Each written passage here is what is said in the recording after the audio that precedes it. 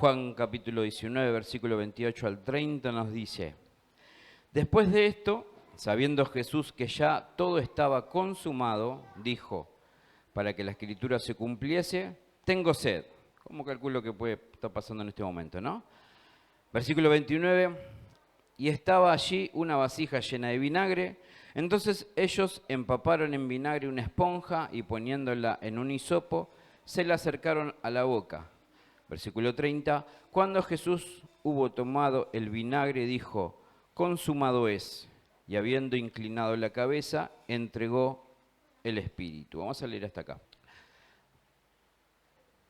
Este término, consumado, ¿sí? Si nosotros hacemos un poquito de referencia desde el significado, desde el griego en la traducción, ¿sí?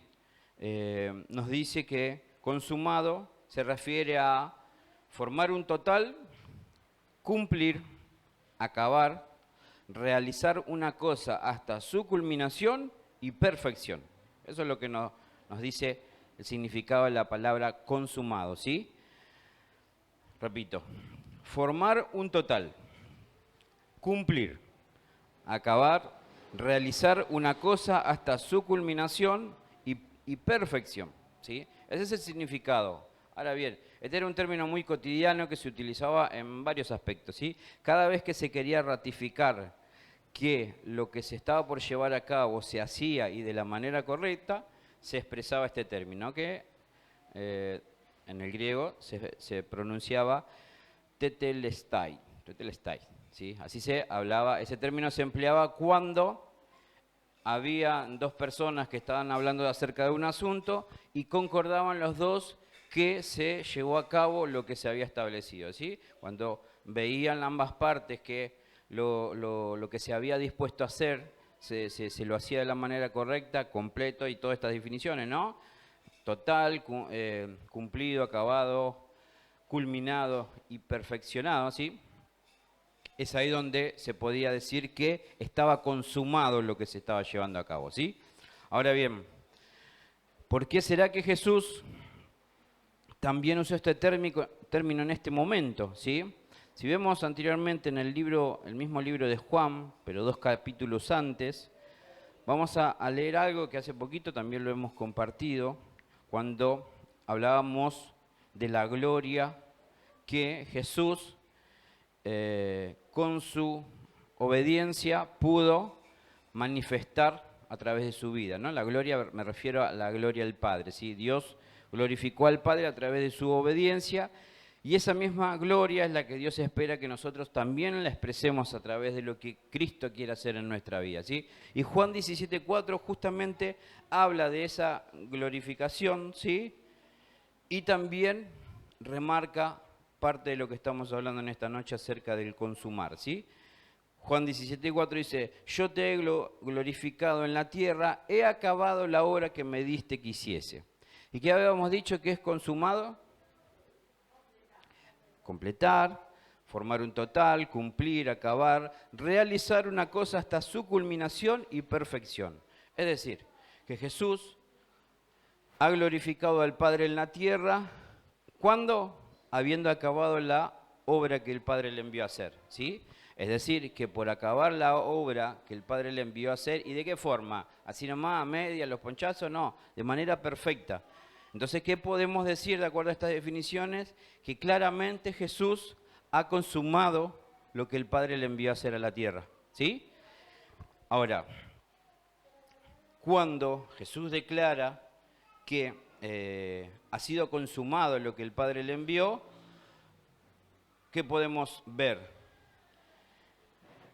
Que esa obra que el Padre diseñó para que llevara a cabo a su Hijo,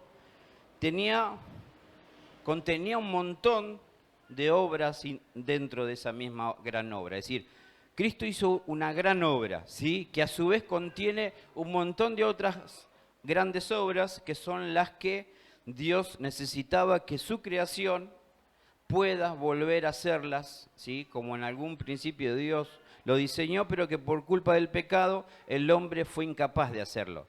Cuando Dios le estableció a Moisés las leyes, claramente esas leyes entendemos que el hombre era incapaz de poder obedecerlas porque el pecado que moraba dentro no les permitía obedecer, ¿sí? Cada vez que hay pecado dentro del ser humano es lo que imposibilita hacerle fiel a Dios. ¿Por qué?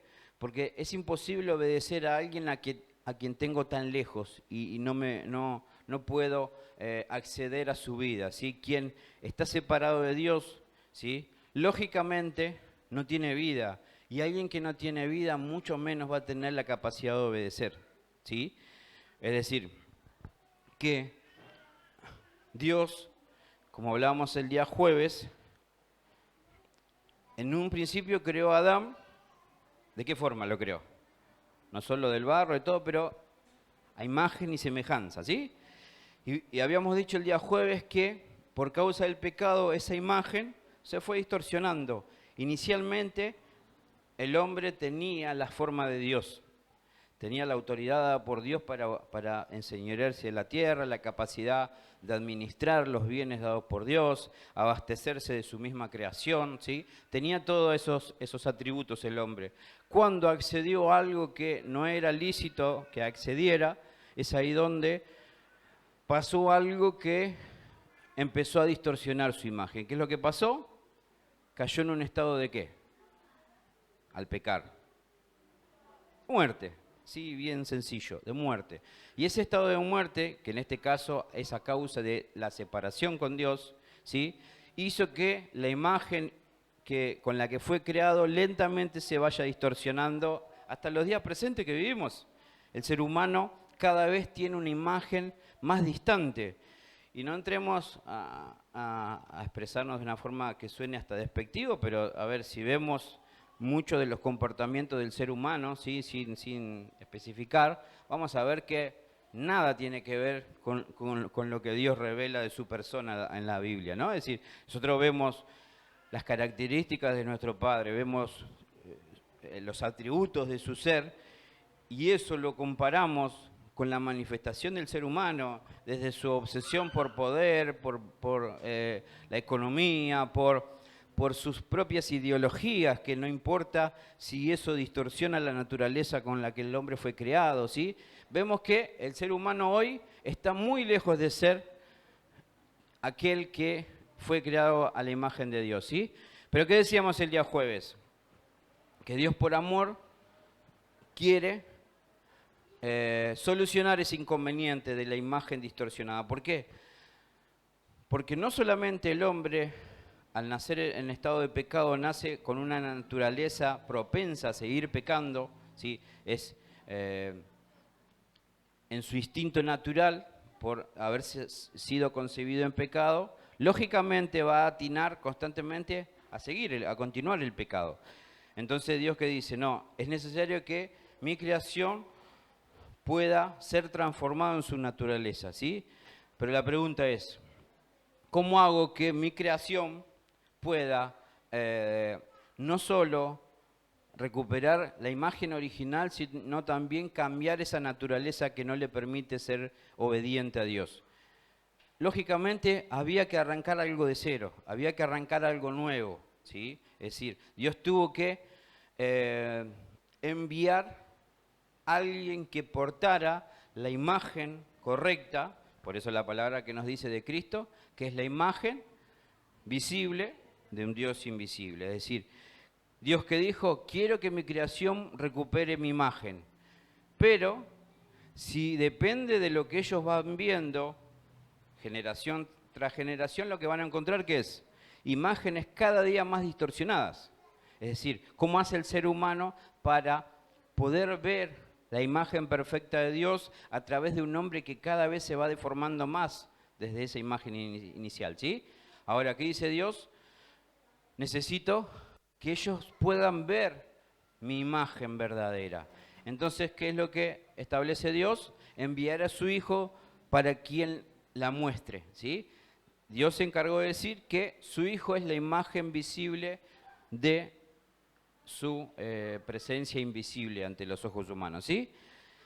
Ahí que tenemos la posibilidad de ¿qué? De recuperar el diseño original acerca de la imagen, ¿sí? Ahora estamos en el otro conflicto. ¿Cuál es el otro conflicto que dijimos? Uno es la imagen, el otro, y la naturaleza, en este caso, ¿sí?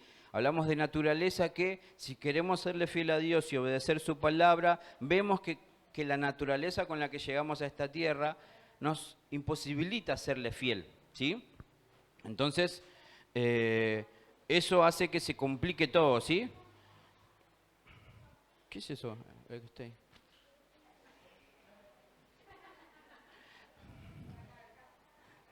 ¿Quedó? Como cuando tomo la choco, ¿no? Sí, me reta siempre que me quedo todo sucio. ¿Qué era? ¿Qué estamos hablando? Bueno, Dios, exactamente. Dios que dice, necesito que mi creación pueda ser obediente, ¿sí? Pero esa naturaleza con la que llegan a este mundo no se los va a permitir. Va a estar imposibilitando, va a estar empujándolo siempre a hacer lo indebido, ¿sí? Entonces, ¿qué dice? Les voy a dar la oportunidad que esa vida con la que llegaron a esta tierra, ellos puedan decidir, no el quitársela a la fuerza, sino que el ser humano sea quien decida darle fin a esa vida con naturaleza pecaminosa, esa imagen distorsionada con la que llegamos a la tierra, que uno mismo sea el que decida, ¿a través de qué? Cristo que dijo, ¿qué requería de nosotros para que nosotros podamos ser parte de lo que Él venía a traer? ¿Qué era necesario que nosotros hagamos para poder ser parte de lo que Él venía a traer a la tierra? Arrepentirnos. Es decir, en ese arrepentimiento, ¿qué es lo que vamos a hacer nosotros? Le vamos a decir, termino con esta imagen trucha que he recibido y termino con esta naturaleza pecaminosa que he heredado. ¿Sí? ¿Cómo se logra eso? Muriendo a eso para que podamos acceder a algo nuevo en la nueva vida que Cristo nos ofrece. ¿Sí? Y esto es claramente una obra que viene por gracia. Ninguno de nosotros nos merecíamos tener esta posibilidad de comenzar una nueva vida. Si lo podemos hacer es porque Dios, por amor, dijo, mira, esta gente es imposible que pueda hacer esto que espero que hagan. Entonces, si espero que se merezcan este favor, es imposible. No pueden hacer nada bueno para merecer esto que ellos necesitan. Entonces, ¿qué dijo Dios? Se lo voy a dar por pura gracia, ¿sí? No porque se lo merezcan, sino porque hay alguien que va a hacer una obra que les permita acceder a esos beneficios. ¿Cuál era el requisito nuestro para acceder a esos beneficios? Creer en aquel que obró de la forma que Dios esperó que obrara, ¿no? En este caso estamos hablando de Cristo, ¿sí? Ahora bien, esa obra, ¿sí?, que Jesús vino a hacer a la tierra y la cumplió perfectamente, completamente, culminadamente, todos los mentes que nos hablaba la explicación, ¿sí? ¿Qué es lo que nos permite? Entender que en esa obra que Cristo obedeció, esa obra a nosotros nos da acceso a una vida que incluye un montón de cosas que a partir de esa nueva vida podemos experimentar, ¿sí? Es decir, podemos acceder a un montón de cosas que solamente se puede acceder por estar en una nueva vida. La vida con la que llegamos es imposible que pueda hacer un montón de cosas de las que espera Dios. Ahora, cuando nosotros accedemos a esta nueva vida, en esa nueva vida vamos a encontrarnos con un montón de cosas que son las que el Padre espera que manifestemos. Es decir, en esta noche te tiro como título central lo que vos quiero que te grabes en la cabeza y vamos a poder profundizar, pero lo principal de este mensaje que quiero que te quedes es que esa obra consumada por Cristo es una obra que si vos crees en Cristo, también tenés que creer en esa obra que Él llevó a cabo. No es solamente creer en Cristo, es creer en Cristo y en lo que Él hizo. Y por creer en lo que Él hizo, también vos tenés que creer que lo que Él hizo a vos te da acceso a hacer cosas que tal vez muchas veces dijiste no puedo. Te lo quiero traducir en criollo. En esta noche vamos a cortar con excusas. Vamos a cortar con argumentos de decir, y no, soy un ser humano, no soy perfecto. Acá no estamos hablando de ni que tenemos que ser extraterrestres para ser obedientes, ni ser perfectos. Estamos hablando que tenemos que creer en un Hijo de Dios que fue perfecto a la hora de obedecer y nuestra fe en Él nos da acceso a poder hacer las obras que Él hizo, ¿sí? Y esto viene a destruir argumentos que por muchos años tal vez nosotros lo utilizamos de excusa para decir, mira, yo sé que tengo que hacer esto, pero bueno, no lo hago. Y cómo nos excusábamos, y no, es difícil, qué sé yo, solo Cristo pudo. A ver, Cristo hizo algo que nos proporciona qué gran privilegio. Primero, de morir con Él para resucitar con Él. Y luego de que resucitamos con Él, ¿Cristo qué dijo? Cuando Él oró por los discípulos, ¿qué dijo? Padre, te pido que ellos sean uno como yo soy uno con vos. Es decir, Jesús pidió al Padre que aquellos que creyeran en Él puedan ser uno como Él es uno con el Padre. Y a su vez nosotros por creer en Cristo somos uno con Él. Y si somos uno con Cristo también vamos a ser uno con el Padre. Y si somos uno con Cristo, ¿será que solamente Cristo puede hacer aquellas obras o también quienes son parte de Él? Sería una contradicción decir, somos uno con Cristo, pero el que obedece es Él y yo soy imperfecto, soy ser humano que puedo fallar. Sería una contradicción decir, soy uno con Él, pero a Él le toca la parte de obedecer, a mí la parte de excusarme. ¿Sí? Repito, en esta noche la idea es que vos estés predispuesto a decir, gracias Señor, porque en esta noche tu aliento, tu vara me va a infundir aliento a través de ¿qué? De eliminar las excusas que no me dejan serte fiel. ¿Sí? Y esto es muy importante tener en cuenta. ¿Por qué? Porque a veces nuestro estado de víctima en un montón de cosas que nos toca vivir en la tierra, ¿sí? Es decir, nosotros vivimos un montón de cosas que lo más propenso que la mente nos quiere generar en pensamiento, ¿qué es? Y no, pero nadie me quiere, nadie me ayuda, siempre estoy solo, todo el mundo en contra mío, cada vez que quiero hacer algo no me sale, me va mal en todo. ¿Y qué podemos ver ahí? La mentalidad de alguien que dice todo lo puedo en Cristo que me fortalece, o alguien que es una víctima de todo lo que acontece alrededor suyo. ¿Sí? Y ese estado de víctima, la víctima generalmente busca argumentos que responsabilizan a los que los rodean y no que lo hacen cargo a uno mismo. ¿El víctima qué necesita? De un victimario. ¿Sí? Y un victimario siempre va a tener ¿qué cosa? La carga de responsabilidad de mis malas obras, de mis fracasos, cuando en realidad a quien cree que experimenta una nueva vida por medio de Cristo, dice, no, esta nueva vida es en mí, no es en los demás. Es decir, la nueva vida Dios me la proporciona a mí y no me está diciendo que a mí me va a vivir siempre y cuando los que me rodean me ayuden. Somos Él y nosotros, es decir, Cristo y yo, vos y Cristo. Y es más que suficiente. Si los que están alrededor te ayudan, buenísimo. Pero no podés depender de la ayuda de los demás para poder ser fiel a quien te creó. Vos no podés depender de que te ayuden o que te estorben los que te rodean para decir, gracias porque te pude ser fiel, porque me ayudaron los que estaban alrededor. No, esas excusas hoy tenemos que decir, basta, no puedo seguir responsabilizando a los que están al lado mío de las cosas que hoy debiera ser fiel a Dios y no lo soy. Es decir, yo quiero hacerle fiel a Dios, pero la verdad que se me hace difícil en mi casa por esto, por lo otro, en mi trabajo me tienen loco y no quiero reaccionar así, pero lo termino haciendo. Perdé cuidado que si vos entendés esto que estamos hablando acerca de la nueva naturaleza, una nueva naturaleza no te va a producir las mismas reacciones que una naturaleza vieja solía hacer. Si tu naturaleza cambió, tus acciones y tus reacciones también van a cambiar. ¿Sí? ¿Por qué? Cuando hablamos de naturaleza, ¿de qué estamos hablando? Que mis acciones salen naturalmente. De ahí proviene la palabra, es decir, la naturaleza actúa naturalmente. Cuando mi naturaleza cambia, mis acciones van a cambiar forzadamente, no, naturalmente, porque es la naturaleza la que cambia.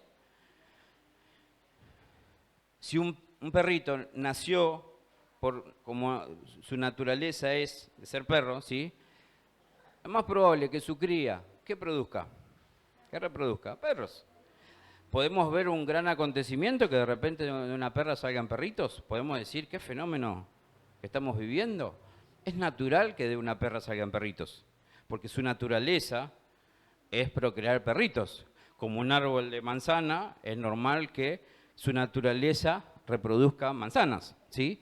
Entonces, si estamos hablando de una nueva naturaleza, lo que debiera ocurrir en nosotros es que naturalmente empiecen a provocarse en nosotros acciones que no solíamos tener antes de conocer a Cristo, ¿sí? Y eso a nosotros nos tiene que llevar a ¿qué? A decir, no, pará. Si quiero actuar distinto, ¿sí? En Él tengo todo lo que necesito. Hablamos de la plenitud que hay en el Hijo, ¿sí? Dios dijo que en Él está toda la plenitud, ¿sí?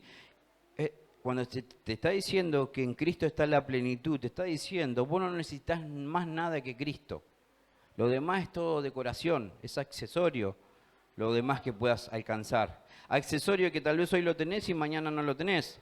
Te podés encontrar con un Pedro que de repente te da palabra revelada por el Padre, o un Pedro que te quiere poner la traba en la obra que te envió a hacer Dios, ¿sí? Un Pedro que en un momento es felicitado por Cristo porque no te lo reveló sangre ni carne, pasitos más adelante, apártate de mí, Satanás. El mismo Pedro actuando de dos maneras, y eso tenés que entender, que podés estar rodeado de un montón de Pedros que hoy te ayudan y mañana te estorban.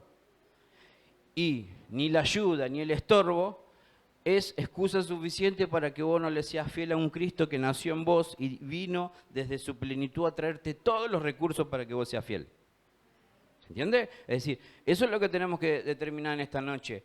Consumado es que todo lo que Cristo le fue encomendado a hacer, lo hizo. Y que todo lo que Él hizo ahora es parte de mi vida. ¿Qué requiere ahora? Que eso que vino a incorporar Cristo a mi vida a través de su Espíritu Santo tenga la libertad de manifestarse por encima de mi carnalidad, por encima de una naturaleza, ¿sí?, que antes atinaba a hacer todo lo que lo separaba de Dios, ¿sí? El Espíritu Santo viene a revelarte la voluntad del Padre, ¿sí? Y esa voluntad está a disposición para vos que la puedas obedecer. Pero te vas a encontrar día a día con algo con lo que vas a lidiar muchas veces, que es la guerra de voluntades.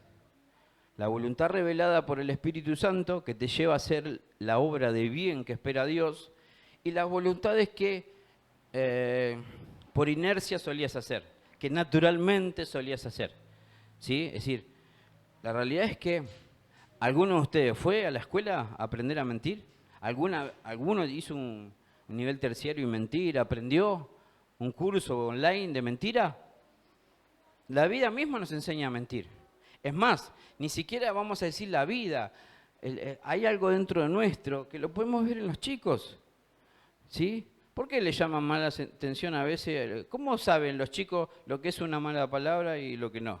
¿Por qué sienten a veces una cosquillita por querer decir una palabra que suena a mal y lo hacen con una sonrisa picarona? ¿Sí? ¿Por qué el instinto a aparentar una cosa, a hacer una broma y esconder otra cosa? ¿Sí? ¿Y quién le enseñó esas cosas? ¿Alguno de ustedes alguna vez dijo, vení, te voy a enseñar a mentir como papi lo hacía de joven, vamos a decir? De joven, ¿no? Pienso que hoy nadie lo hace, ¿no? Nadie se sienta a enseñarle a mentir a los hijos, pero los hijos, desde su naturaleza, también traen incorporado esa capacidad de hacerlo. Ahora, si nosotros no establecemos el reino de Dios en nuestro hogar, ¿qué es lo que va a pasar? Lo que pasó en nosotros para quienes no accedimos a Cristo desde niños y lo hicimos de más grande. ¿Qué es lo que hicimos? Dejamos que ese pecado, ¿sí?, se perfeccione en nosotros. Es decir, ya no teníamos la mentirita del niño, ¿sí?, esa mentirita picarona, no. Era una mentirita que además de ser con astucia, no le importaba si lastimaba a otros. Los chicos cuando mienten difícilmente lo hagan para herir a alguien. Lo hacen tal vez para sacar un beneficio, de conseguir algo que quieren y que tal vez nosotros no se lo pensamos dar. Entonces utilizan esos recursos. Pero ahora nosotros, grandotes, sonso, ¿cómo usamos la mentira? Y mirá, yo quiero esto, y si tengo que mentir, lo voy a usar. Y si esta mentira va a provocar heridas aún en la gente que quiero, no me importa, porque mi objetivo es eso que estoy queriendo, al precio que sea. Y el ser humano se va perfeccionando en ese pecado con el que nació. Por eso es necesario que nuestra vida no sea retocada por Dios cuando llegamos a su presencia, ¿sí? ¿Qué es lo necesario? No que esa vida tenga maquillaje. Esa vida tiene que morir para que nazca una nueva. Esa vida no se le puede perdonar la vida justamente porque es traicionera. Cuando vos decís, no, mira, yo no estoy yendo a la iglesia, en Dios no me interesa mucho conocer a Dios, pero ahora estoy haciendo mejor las cosas. Ahora ya no falto tanto al trabajo, no me la doy en la pera tan seguido. No, mi vida va cambiando de a poquito. Podés mejorar algunas cositas, pero si tu naturaleza sigue siendo la misma, y tal vez hoy no te estás dando los mismos porrazos que te dabas, porrazo no me refiero, porrazo digo por caída, ¿no? Tal vez no te estás dando las mismas caídas que solías hacer antes, ¿no? Pero la vas a dar más adelante, las caídas, ¿no? Pero,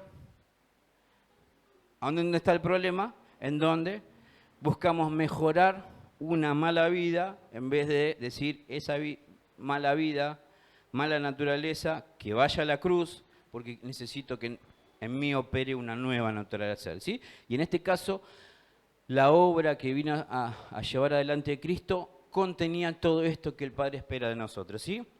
Solamente les voy a mencionar algunas de las cosas que contiene esa obra consumada por Cristo en la cruz, ¿sí? Redención. ¿De qué nos habla la redención? Que Él pagó el precio que debiéramos pagar nosotros. ¿De qué precio estamos hablando? Dios estableció una ley, ¿sí? Él puso un precio, Él puso la etiqueta, decir, mira, este producto cuesta esto. ¿Cuál sería ese producto? Este producto llamado pecado, ¿qué valor tiene? Pagalo con débito, con tarjeta de crédito, con lo que quiera, pero vale muerte, ¿sí?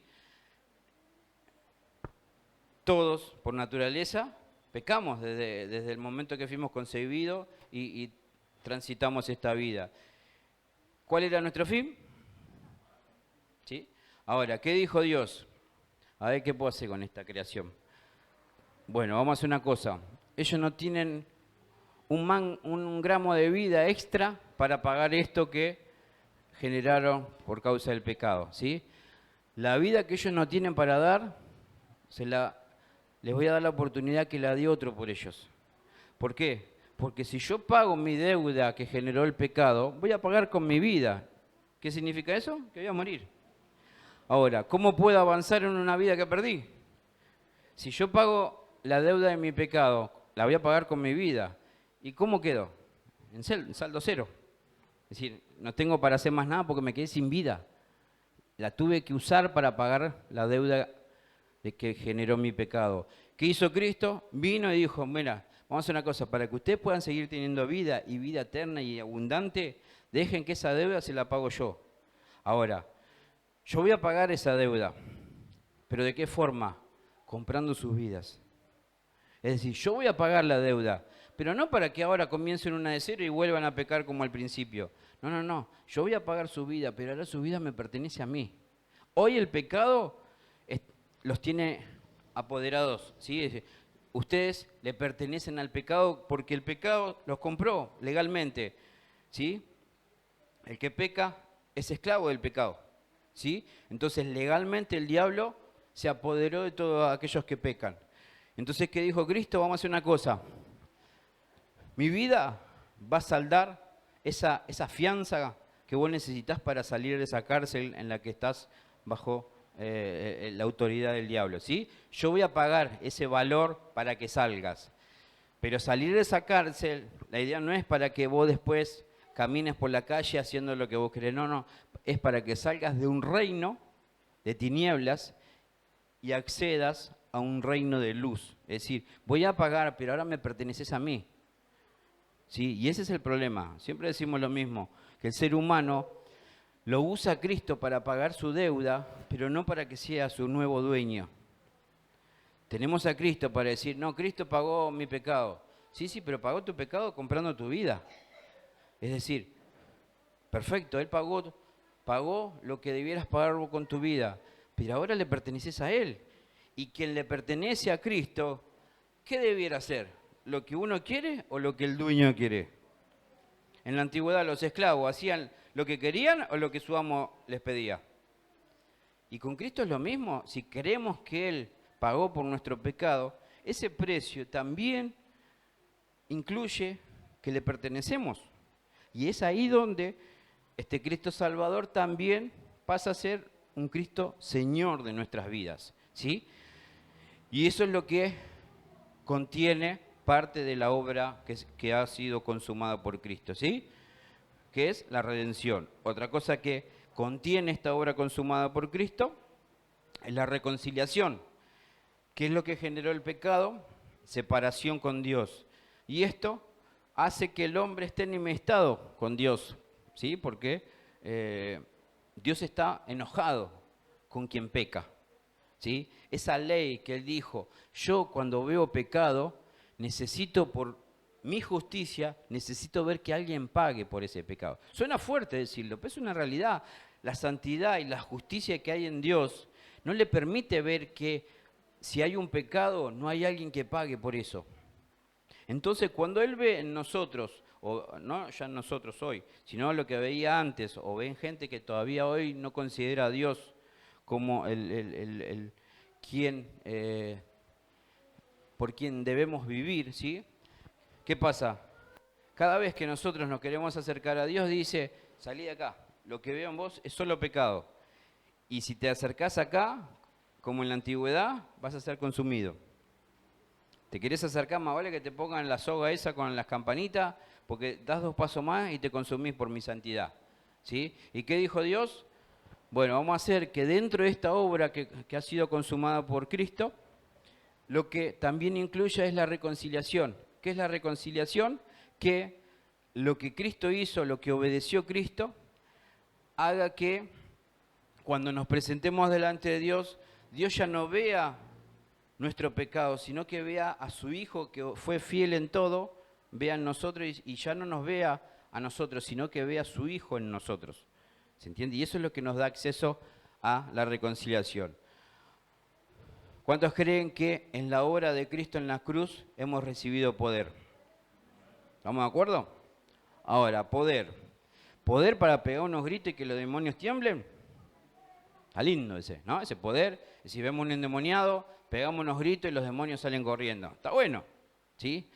Bueno, pero así como tenemos ese poder para que los demonios tiemblen, ¿sí? Cuando un hijo de Dios declara lo que el Padre quiere hacer, también ese poder tiene que ser visto como la capacidad para obedecer. ¿Poder qué es? ¿Qué significa poder? Cuando alguien dice, no puedo hacer tal cosa,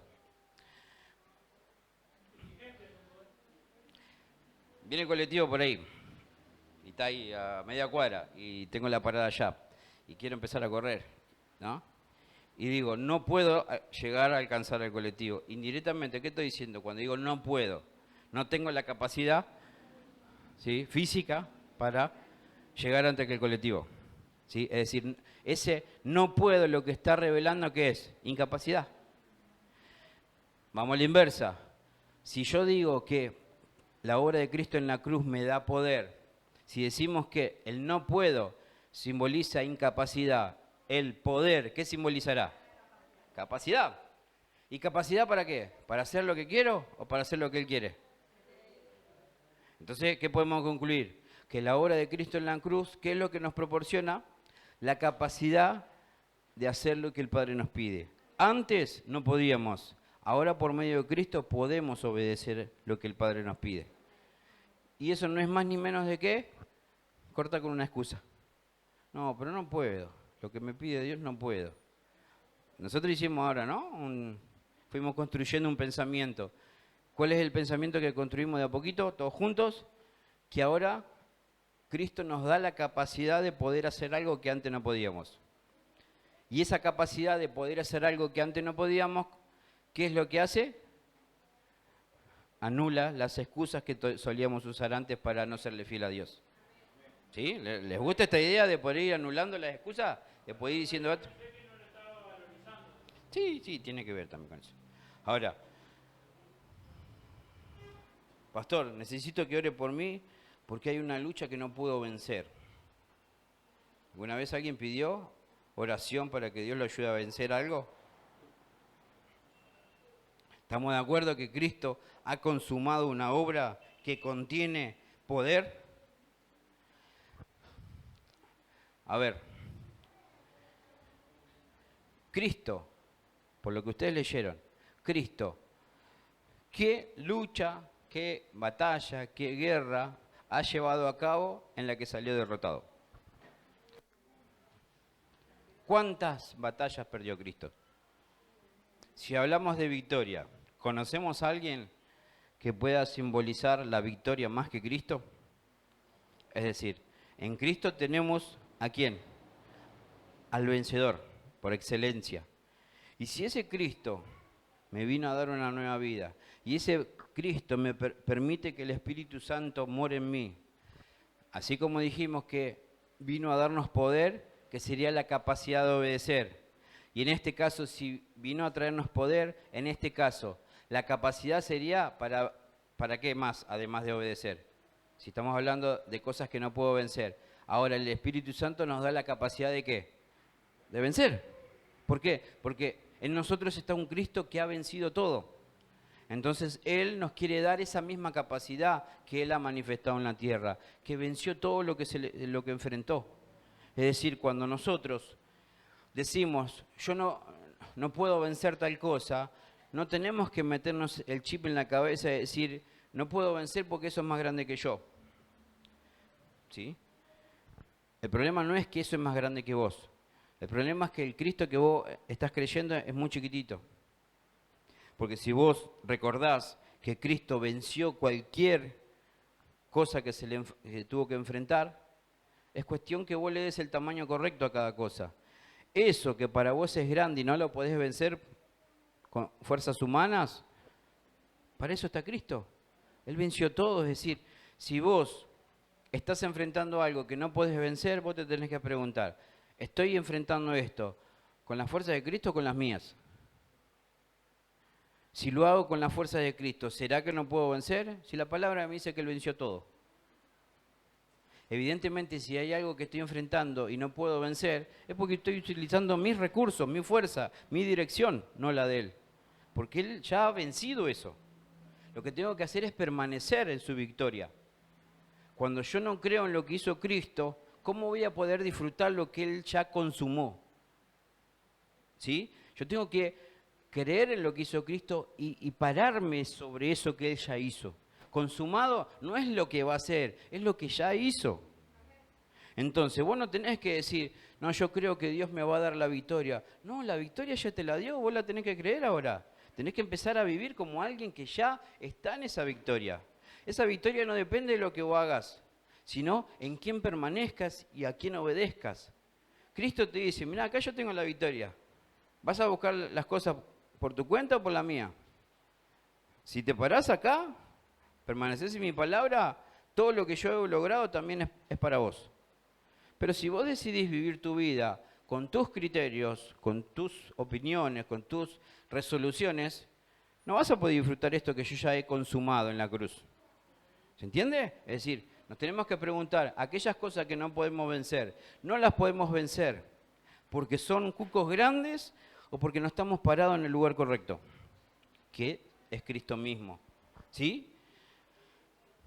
¿Qué otra cosa incluye esta obra de Cristo en la cruz? Una fundamental. ¿Qué pasó cuando Cristo fue crucificado en la cruz? Simultáneamente, ¿qué pasó unos metros más allá?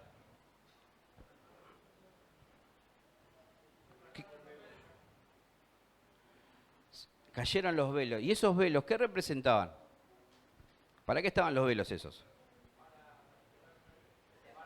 Separar. ¿Qué cosa? ¿O a quiénes? A Dios de los hombres.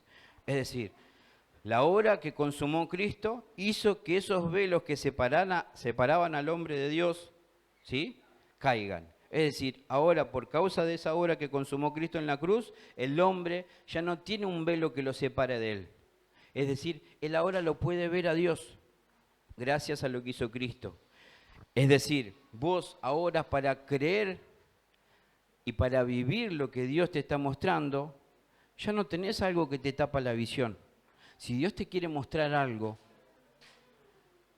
y no lo ves, no es porque hay un velo que está parado ahí porque Cristo no lo hizo caer. Es porque vos tal vez no estás haciendo lo correcto para que ese velo caiga. La intención de Dios es que vos puedas ver todo lo que Él te quiere mostrar. Pero ahora hay velos que van a caer si nosotros estamos decididos que caigan.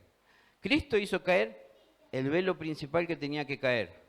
Ahora nosotros portamos velos propios que van a ir cayendo de a uno de acuerdo a nuestra búsqueda. Si nosotros no queremos conocerlo más a Cristo, ¿cómo vamos a hacer para poder hacer que algunos velos de ignorancia caigan si yo no busco conocimiento? La ignorancia es un velo que no me permite ver lo que hay del otro lado. Si yo quiero que ese velo que me impide ver el conocimiento que hay del otro lado, si yo no busco conocer a Cristo, ¿cómo voy a poder conocer lo que hay del otro lado del velo si el velo está ahí parado? Conocer a Cristo es que caiga algo que antes no te permitía ver lo que había del otro lado de ese velo. Y Cristo lo que te está diciendo en el día a día es, buscame, que yo te quiero revelar todo lo que vos no ves. ¿Qué es eso, esa revelación? La caída de un velo. Es ver lo que siempre estuvo ahí, pero que antes no lo podía ver por un obstáculo. ¿Se entiende? Entonces, por la obra de Cristo en la cruz, ahora podemos ver lo que antes no podíamos ver. Pero eso también depende de nuestra búsqueda, nuestra fe, nuestra convicción. Cristo hizo caer los velos. Ahora somos nosotros los que tenemos que acceder a todo lo que el Padre nos quiere mostrar a través de su Hijo, ¿sí?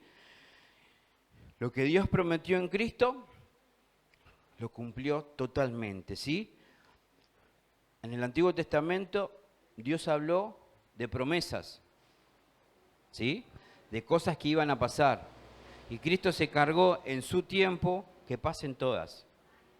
Cristo es la promesa cumplida de lo que Dios vino hablando años anteriores. Es decir, si vos te vas a parar en una etapa en donde Dios prometía que iba a hacer cosas y te quedás en las promesas, lo que estás haciendo es invalidando lo que Cristo hizo en la cruz. Cristo cumplió las promesas que Dios habló a los padres de aquellos hijos, ¿sí? Todo lo que Dios le prometió a los padres, en Cristo lo ha cumplido. Ahora sos vos quien tenés que vivir como alguien que vive lo cumplido y no lo que va a pasar algún día. ¿Saben cuánta gente hay? Yo tengo fe que algún día Dios me va a dar esto. No, Cristo dijo consumado es. No dijo va a ser consumado el año que viene o dentro de cuando Dios quiera. No, dijo consumado es. ¿En qué tiempo sería el es?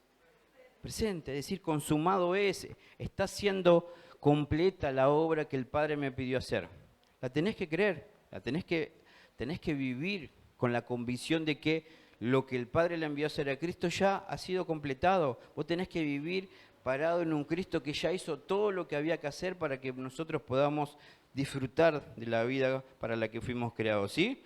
Lo que ya requiere de mi convicción, ¿sí? ¿Por qué? Porque a veces puede pasar que lo natural no me permita ver, sí, algunas cosas, pero cuando alguien tiene convicción, lo va a ver. ¿Qué es? ¿Qué es la fe?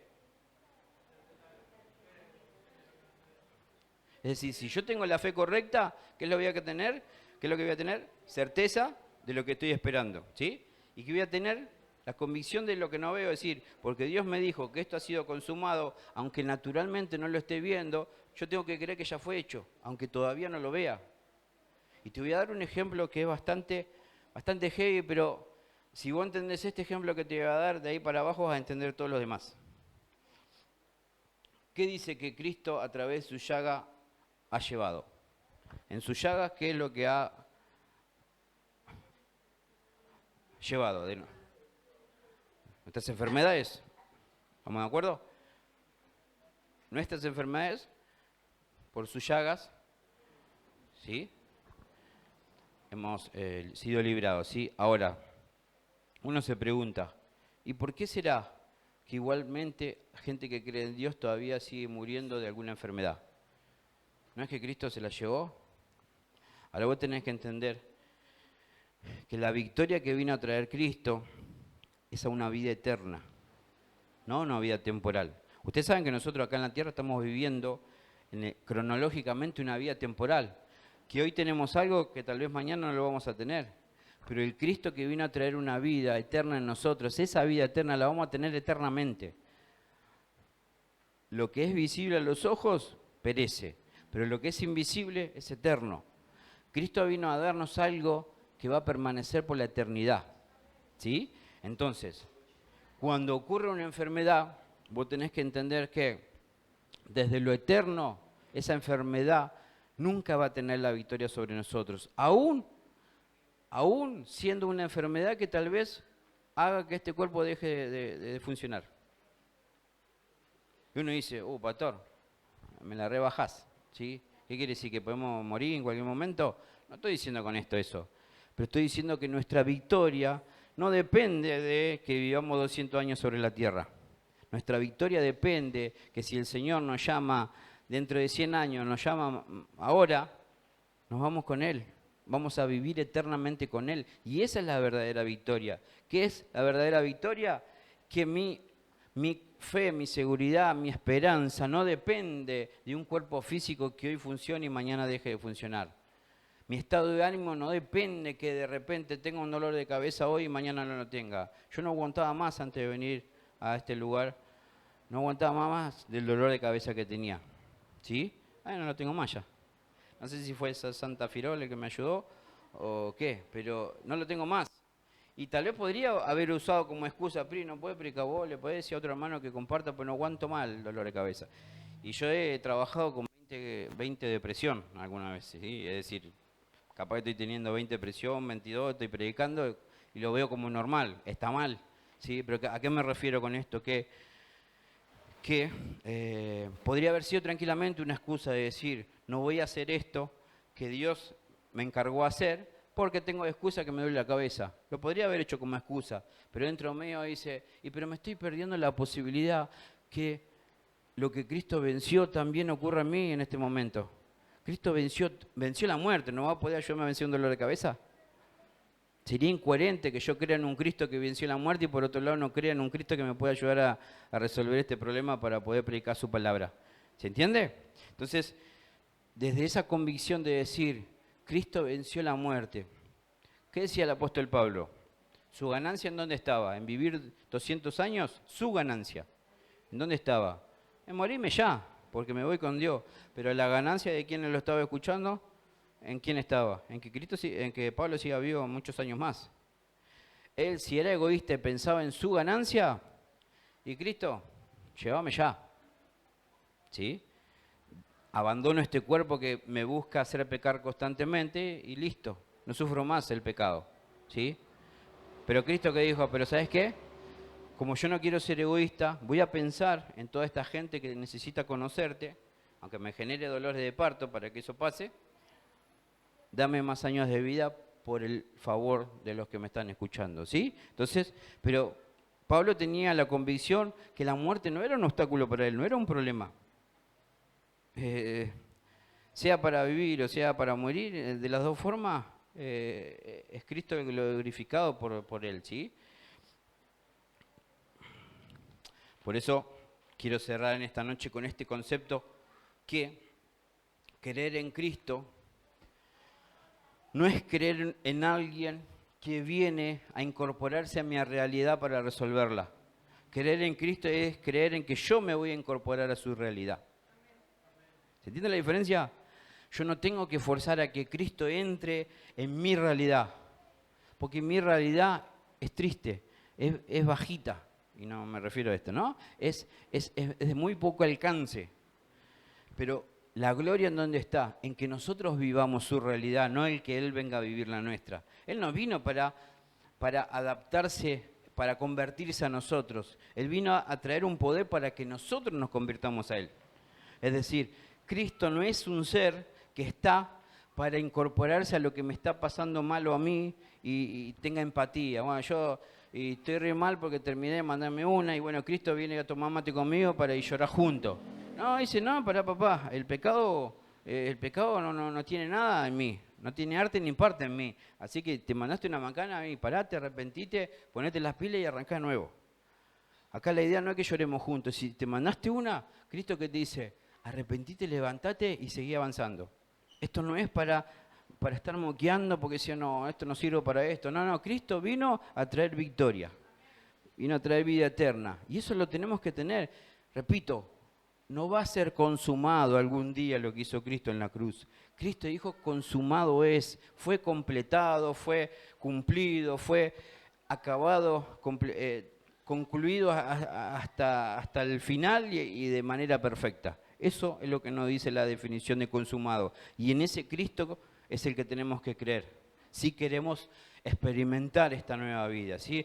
Que haya coherencia entre lo que creemos y lo que vivamos. Si creemos en un Cristo que hace todas las cosas nuevas, vivamos una vida en donde todo fue hecho nuevo. Si creemos en que Cristo hace todas las cosas buenas, nuevas, ¿por qué vivimos todavía con la tristeza de lo que nos pasó antes de conocerlo a Él? Si Cristo hace todas las cosas nuevas, ¿por qué voy a seguir atado a lo que en el pasado me hizo mal? ¿No les parece incoherente? Creo en un Cristo que hace todo nuevo, pero todavía no puedo soltar eso viejo de mi pasado. No. Agarrate de lo nuevo y si hay algo que tiene fuerza, decirle, bueno, Señor, ayúdame a arrancar esto, ayúdame, dame la fuerza para cortar con esto que no pertenece a esta nueva vida, porque me quiere complicar. ¿Y Cristo qué te va a decir? ¿Te acordás cuando te dije, seguime, pero agarrá tu cruz? Bueno, para eso la necesitas a la cruz. Esas cosas que todavía siguen teniendo, esas cosas del pasado que todavía siguen teniendo vida y te complican esta nueva vida, para eso está la cruz. Metela ahí, clavale unos buenos clavos en la cruz, hacelo que muera y te vas a dar cuenta cómo todo es hecho nuevo en verdad.